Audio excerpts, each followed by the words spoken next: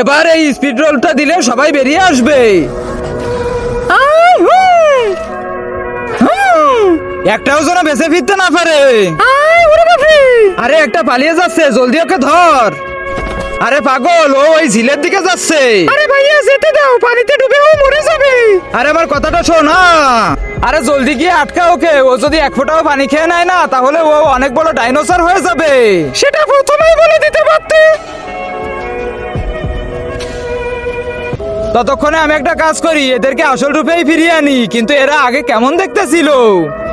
আরে দাঁড়া দাঁড়া, পালিয়ে যাবে কোথায়? হ্যাঁ পেয়েছি, এবার এই পেপসিটা দিয়েই দেখি। আরে যাস না দাঁড়া।